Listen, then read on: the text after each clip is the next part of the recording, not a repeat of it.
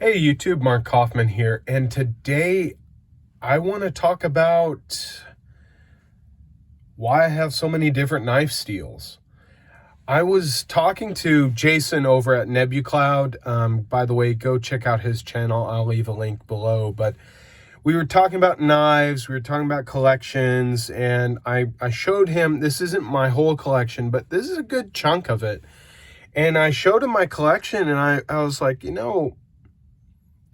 I really don't have like a preferred knife steel. I mean, if I had to say there is a absolute preferred, it would have to be AUS 8 and HCR 13 MOV. And other than that, everything else, oh well, and then probably S30V, because I've got two knives that have that. But other than that, everything else is really a one-off.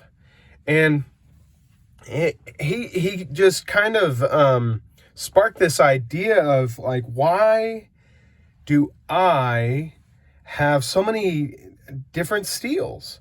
Like, why haven't I gravitated towards one steel? Like, why haven't I just chosen M4? I really do like M4. I mean, don't get me wrong, I really do like M4. It's a fantastic steel, takes a wicked edge, and polishes up really, really nicely. I haven't even had to sharpen this one up yet, and I've had this almost for 2 years, and I have abused this thing. So, I mean, M4 is a great steel, but why haven't I just gone for M4 and everything? Well, I mean, it's simple. Not all M4 is coated. I mean, I had an M4 Manix 2 XL from Blade HQ. It's one of their exclusives. And that knife was amazing. Boy, it was a hog, though. It was a huge, huge blade, even bigger than this thing. And I was using it, and I just was like, you know what? This thing is going to have to be continually oiled, especially since I live in Texas. I mean, we're dealing with humidity out the wazoo. So for me, M4 isn't the best choice for me, and I'm just kind of going off the cuff here. I'm just kind of riffing. This really didn't have a structure. This was just an idea, and I thought, you know what? Why not talk about the knife steels? I'm not going to get technical on any of this stuff. I am not a metallurgist. I am not going to pretend to be. I'm just going to talk about why I like the steels that I have. So I guess the other steel that I really have gravitated towards, I am debating on a new knife purchase, but I'm still trying to figure out if I want to go one way or the other with the steel.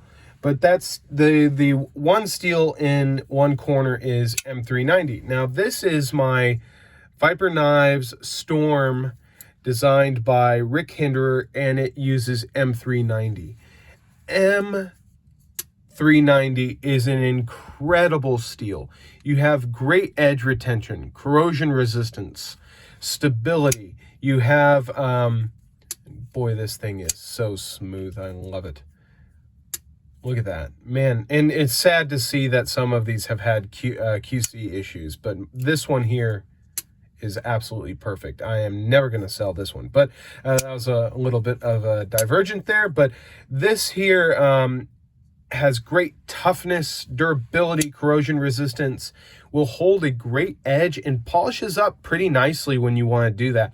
I like a little bit of a toothy edge on my knives, so I haven't put a polished edge on that. And plus the returns on that in what I do with my knives are not worth the time to make them mirror polished. So, I mean, the knife I'm looking at, I'm debating, do I want to go M390 or do I want to go with an S35 VN? I don't have an S35 VN knife, but I have plenty of S30Vs. But M390 is a fantastic blade steel.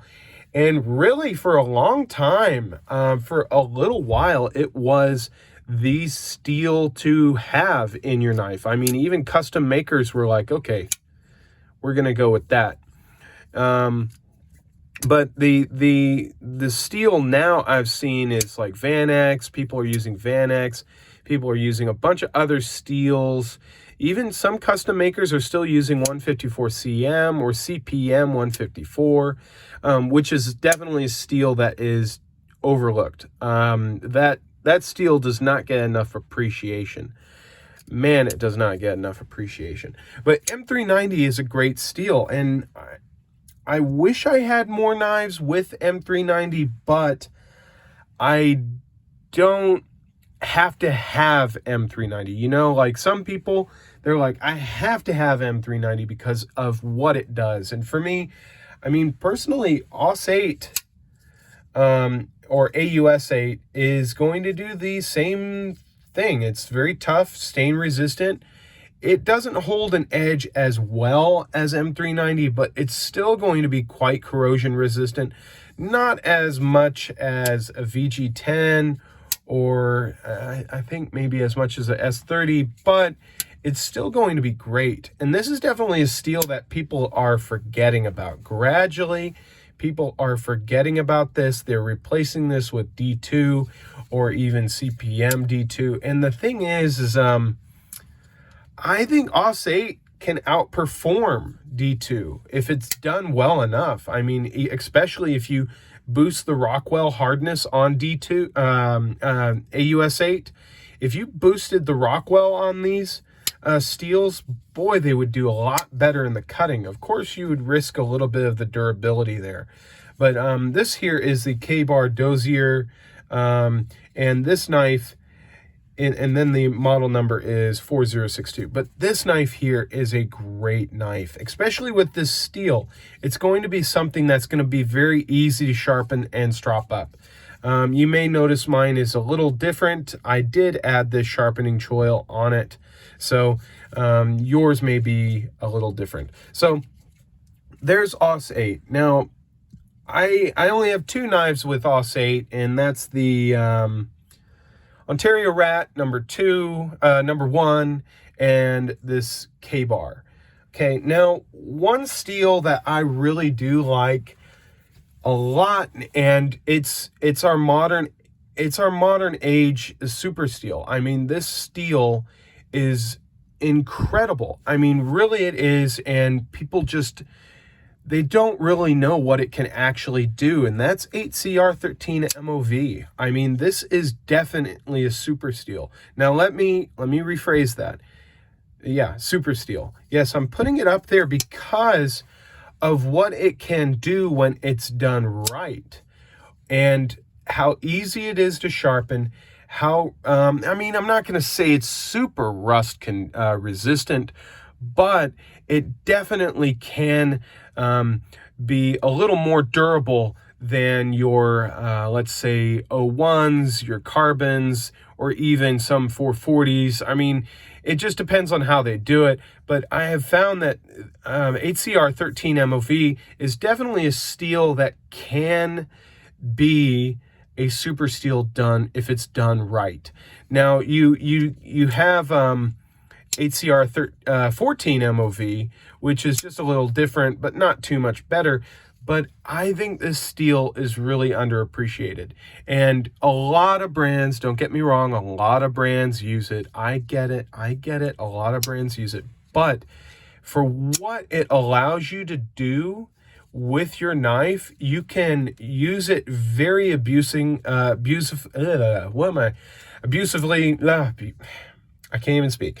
You can abuse this steel, and you can do a lot with it and not really have to worry about it. It's a lot like AUS-8. You know, you can be very rough with it. It'll sharpen back up really easily.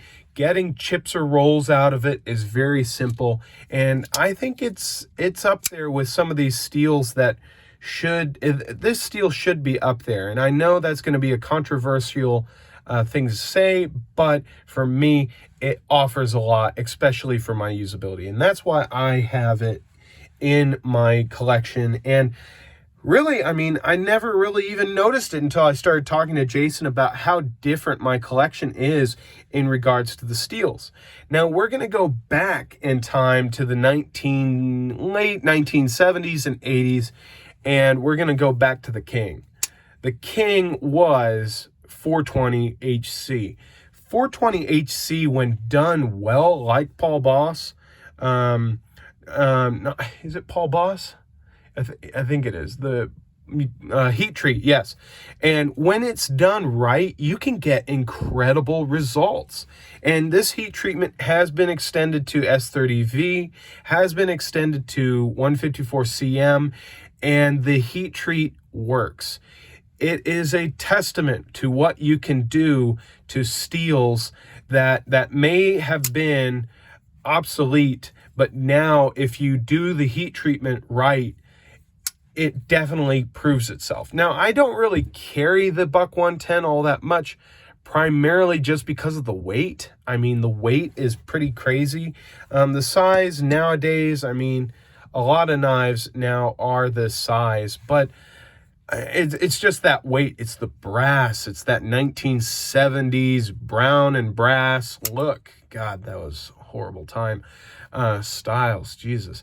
But the steel on this is great. Now, it wasn't always like this. Buck didn't always have this heat treatment, but since they've been doing it right. And that's one of the reasons why I have this one. Not only that, but it's a classic, and I don't really think any collection is complete without one. So go get yourself a Buck 110. So that's 420 steel. Now, in the past, I had LC200N, okay? I had a Spidey Chef, and the reason why I sold it is it just wasn't big enough to be a chef's knife. I was using it for food prep primarily, and it just wasn't really big enough. It just wasn't a long enough blade. If it was a little bit longer, maybe even an inch longer, I probably would have enough blade there to do what I wanted to do. I'm going to take a sip of water real quick. And just to do what I wanted to do, so I just was like, you know what? I'm going to get rid of that, sell it off, get a few more pieces. But then I started thinking about H1.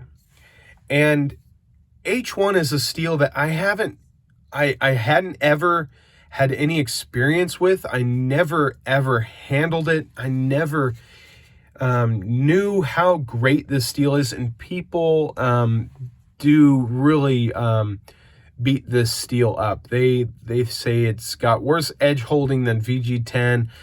If it's done right, the serrations, it holds even better than that, even better than LC200N.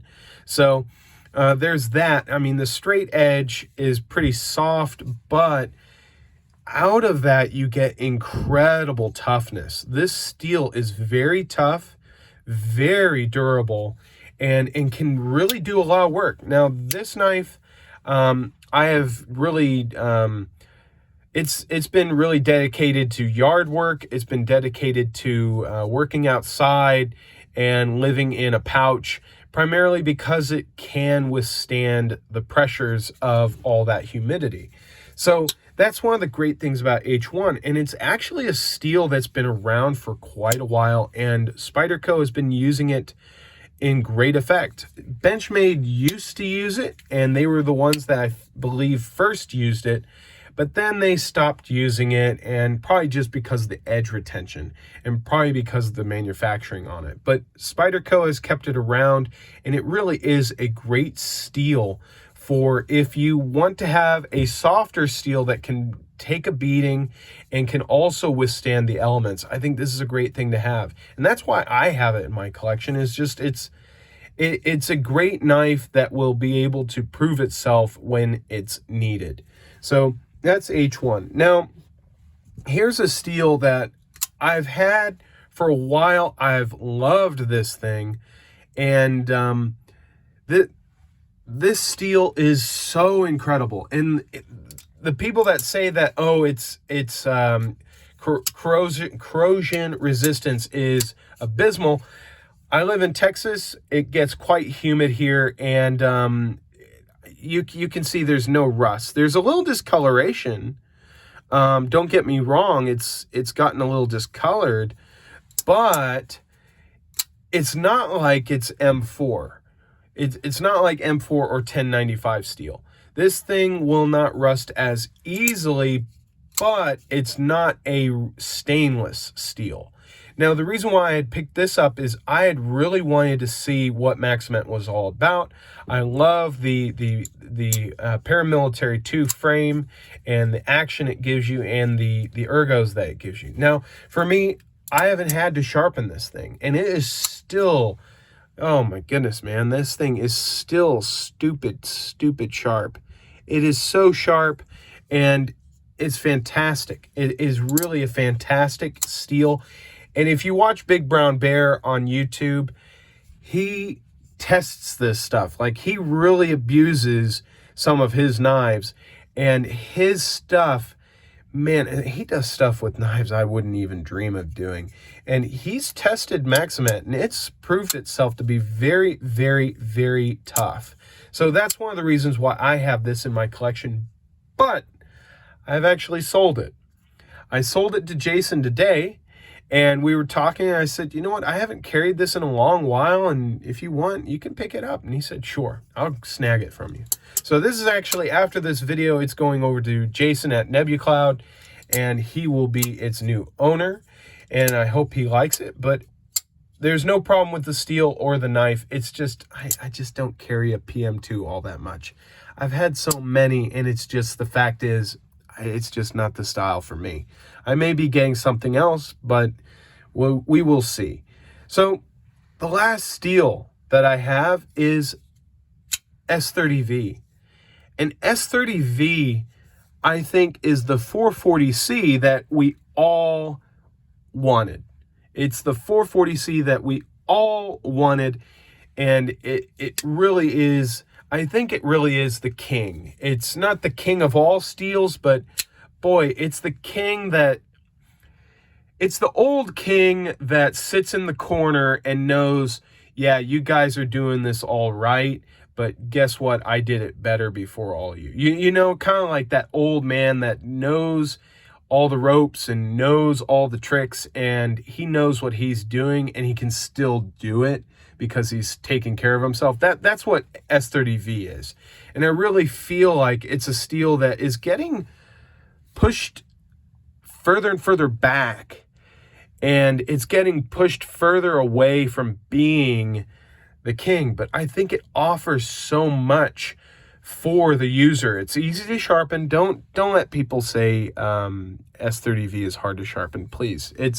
It really is not. Just get yourself some decent rods, sharpening rods. Get yourself some decent diamond stones if you really are worried about it, and get yourself a decent sharpening stone or ceramic rod. It's not that hard. Now, this steel can be had by Buck, it can be had by Spyderco, can be had by Kershaw, can be had by a lot of brands. And they all do it well, but sometimes they don't. But I will tell you this, I think the best S30V that I have ever handled and used was by Buck because of their heat treat.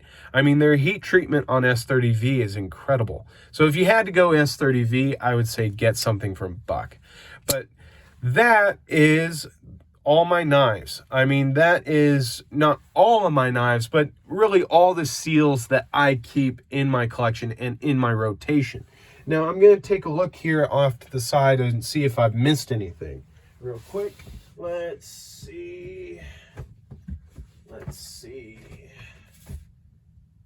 Well, yeah, that's pretty much it. I mean, this is a great representation of what my collection looks like steel-wise and why I have those steels. The S30V is very easy to work with, keeps a reliable edge, very stain resistant. I can probably say the same thing about my M390 on that. Maxament, the edge holding on that is stupid. I mean, like, this thing is a powerhouse. HCR 13 MOV is very easy to sharpen, very easy to maintain, can be durable, and it can be great. M4, it's another powerhouse, not as strong as Maxament, but it's another powerhouse, but it's also very tough, and that's why I have that one. The AUS 8 or AUS 8 is great, durable, easy to sharpen up, rather stain resistant. And then the H1 is just very tough and very stain resistant. Doesn't keep an edge as long, but I keep it for the toughness and stain resistance. And then you have the 420. Very easy to sharpen, keeps a decent edge, but it's maintainable. It's maintainable. Now, I will say out of the buck, it can be brittle. I've seen some horror stories of people dropping it and the tip breaking completely off, but that's it. That is my knife steels and why I have them. And I actually, you know what? Heck, let's make this an open tag. And I don't know what I'm going to title this video, but it'll be titled something clever or something dumb. So, and if you guys have kind of a mix-matched collection and your knives don't really all have the same steel, I'd love to see what you guys have. I have Vanix, Nitro V, some of those more exotic steels. I'd love to see them. So just see if you can figure out what knife steels are most prevalent, or if you've got kind of a scattered box of different steels, do the video. What makes up your collection, and what steels are most prevalent in your collection?